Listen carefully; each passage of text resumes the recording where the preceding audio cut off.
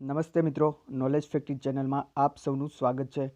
મિત્રો, આ વિડીયોની અંદર જે પણ વાત કરીએ એ ખૂબ જ ઇમ્પોર્ટન્ટ છે, તો ધ્યાનથી સાંભળજો અને પૂરી વાત સાંભળજો। હવે મિત્રો, પરીક્ષાને આડે ફક્ત 10 દિવસ જેવો ટાઈમ રહ્યો છે અને આ છેલ્લો સમય છે એ ખૂબ જ જરૂરી છે। કોઈ પણ પરીક્ષા હોય, જે પરીક્ષા પહેલાંના 10 દિવસ છે એ તમારે કઈ રીતે હવે આ 10 દિવસને હેન્ડલ કરવા જોઈએ એના વિશે આપણે વાત કરીશું।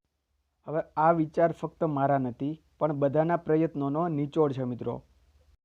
હવે મિત્રો, ઘણા સમયથી તમે બધા લોકો તૈયારી કરો છો, ઘણા સમયથી લોકો તૈયારી કરે છે। અમુક લોકોને તૈયારી છે એ પૂરેપૂરી થઈ ગઈ છે, રિવિઝન પણ ચાલે છે અને ઘણા લોકો છે એનું હજી રિવિઝન પણ બાકી છે અથવા તો કોઈ પણ ટોપિક પણ બાકી છે।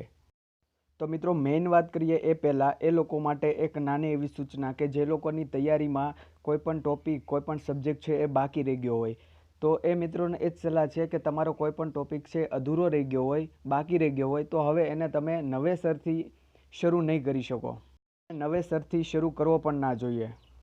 કારણ કે આ છેલ્લા 10 દિવસ છે, તો આ 10 દિવસની અંદર તમારે ભૂલો કરવાની પણ છે અને ભૂલો સુધારવાની પણ છે। કારણ કે પરીક્ષાની અંદર તમે ભૂલો કરશો તો એને સુધારવાનો ફરીવાર તમને મોકો નથી મળવાનો।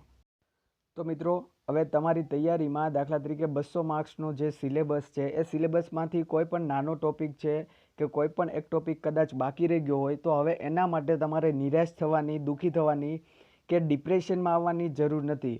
કારણ કે 200 માર્ક્સનું પેપર છે, તમે એમ પણ અટેમ્પ કરવાના નથી। જો તમારી પાસે સમય હોત તો તમારે 100% એ ટોપિક છે એ કરવાનો જ હતો, પણ હવે સમય નથી, તો તમારે હવે એને પોઝિટિવમાં કન્વર્ટ કરવાનું છે। પોઝિટિવમાં કઈ રીતે કે ચાલો કંઈ વાંધો નહીં, આ ટોપિક નથી થયો તો આ ટોપિકને મારે પરીક્ષામાં અટેમ્પ કરીએ એવું જરૂરી નથી। 200 માર્ક્સનું પેપર છે ને એમાંથી તમારે કદાચ કોઈ પણ એક ટોપિક જો છોડી દીધો હોય અથવા તો છૂટી ગયો હોય, તો હવે એનું કંઈ થાય કે એમ નથી, બરાબર છે। તો એમના માટે તમારે ડિપ્રેશનમાં દુઃખી થવાની કે ટેન્શન લેવાની જરૂર નથી, પણ પોઝિટિવ વિચારવાનું છે હવે, કારણ કે બીજો કોઈ રસ્તો નથી। એટલા માટે એમ વિચારવાનું છે કે 200 માર્ક્સનું પેપર છે એમ પણ આપણે અટેમ્પ કરવાના નથી ક્યારેય। હવે આ 10 દિવસની અંદર મિત્રો, તમારે જે પણ ભૂલો થતી હોય એ ભૂલો કરવાની છે। તમને ખબર પણ પડશે કે તમે કઈ કઈ ભૂલો કરો છો અને એ ભૂલોને સુધારવાની પણ છે। તો એ કઈ રીતે કરવાનું છે કે આ 10 દિવસની અંદર મેક્સિમમ પેપર સોલ્યુશન, મેક્સિમમ તમારાથી કેટલા પેપર સોલ્વ થાય છે એ કરો। જો તમે ડેઈલી એક પેપર સોલ્વ કરો તો પણ વાંધો નહીં અને ડેઈલી 2 પેપર સોલ્વ કરો તો પણ વાંધો નહીં। પેપર સોલ્વ કરવાથી ફરક શું પડશે એ કહું।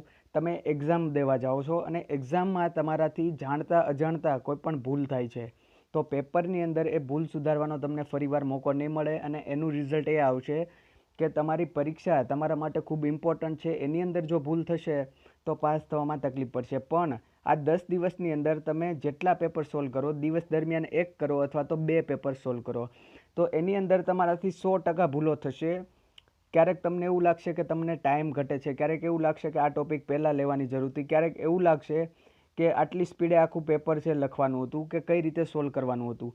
તો એ તમારી નાની મોટી ભૂલ છે, એ પેપર સોલ્વ કરશો ત્યારે દરેક વખતે થશે અને એ બધી ભૂલો ભલે થાય એનું ટેન્શન લેવાનું નથી, પણ એ બધી ભૂલોને તમારે પરીક્ષા પહેલાં જ્યારે પેપર સોલ્વ કરો ત્યારે એ સુધારવાની છે। એટલે આ બધી ભૂલો તમે જે અહીંયા ઘરે બેસીને પેપર સોલ્વ કરતી વખતે કરો છો એ ભૂલો તમે એક્ઝામમાં ના કરો। અને તમે પેપર સોલ્વ કરવા બેસો છો તો પેપર સોલ્વ કરતી વખતે તમે ટાઈમ સેટ કરીને રાખો કે આટલા ટાઈમની અંદર આપણે આ પેપર છે એ આ સોલ્વ કરવાનું છે અને આખું પેપર છે તમારે એકવાર જોઈ લેવાનું છે કે કોઈ પણ પ્રશ્ન એવો ના રહી જવો જોઈએ કે તમને આવડે છે પણ છતાં ટાઈમના અભાવે છૂટી જાય। તો 2 કલાકનો પેપરનો ટાઈમ જે છે એ સેટ કરી દો અને પેપર સોલ્વ કરો। આજથી લઈને પરીક્ષાના આગળના દિવસ સુધી તમારાથી જેટલા પેપર સોલ્વ થાય એ પેપર સોલ્વ કરો, ટાઈમની અંદર પૂરી કરવાની ટ્રાય કરો અને જેટલી ભૂલો થાય છે એ બધી ભૂલોને તમે ફરીવાર આગળનું પેપર આપો ત્યારે એ ભૂલો બીજી વાર ના થાય એનું ધ્યાન રાખવું। એટલે જેટલી પણ ભૂલો તમે પરીક્ષા દરમિયાન કરો છો, એક પછી એક એ ભૂલો તમે અત્યારે જ સુધારી લેશો તો પરીક્ષાની અંદર તમારે કોઈ મોટું નુકસાન નહીં થાય।